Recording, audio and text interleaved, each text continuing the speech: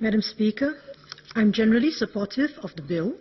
However, I wish to raise some concerns about Clause 4, which relates to the furnishing of information on our register of criminals to foreign law enforcement agencies.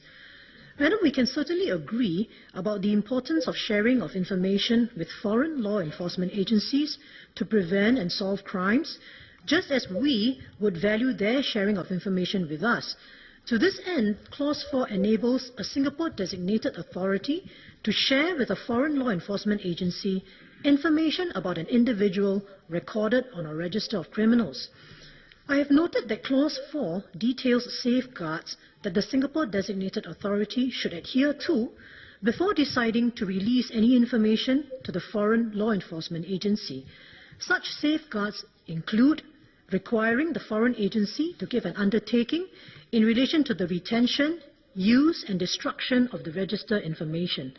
The foreign agency must also undertake that information received from Singapore will be kept and maintained using such methods and technologies that will ensure that unauthorized persons cannot access the information, and undertake that the information will not be used for ulterior purposes. It all sounds very good on paper. My question is, to what extent will we exercise due diligence to verify whether the foreign agency requesting the information is able to fulfill the conditions we have set before we furnish the information requested? According to the proposed Section 13I, Subclause 4, Subsection 6 of the bill, the government intends to be able to share information with potentially all countries in the world, since it defines foreign law enforcement agency very broadly. Foreign law enforcement agency is defined to include agencies in countries that are members of Interpol, as well as those that are not. Interpol itself consists of 190 member countries, practically all the nations on earth. Madam, there is a vast disparity worldwide in the effectiveness of governments, the strength of a country's institutions and state agencies, and levels of corruption. How will the government go about ascertaining whether a requesting country can fulfill the obligations we expect of them under the bill? Earlier in the second reading speech, the Senior Minister of State referred to Interpol rules, but my question is, how do we know whether these countries can actually fulfill these rules that they have signed up to? And will we take their word for it, or will more be done to ascertain for ourselves? Indeed, Madam, according to the proposed Section 13I, Subsection 3, the government actually foresees that a receiving country may breach an undertaking given, and this is rather worrying.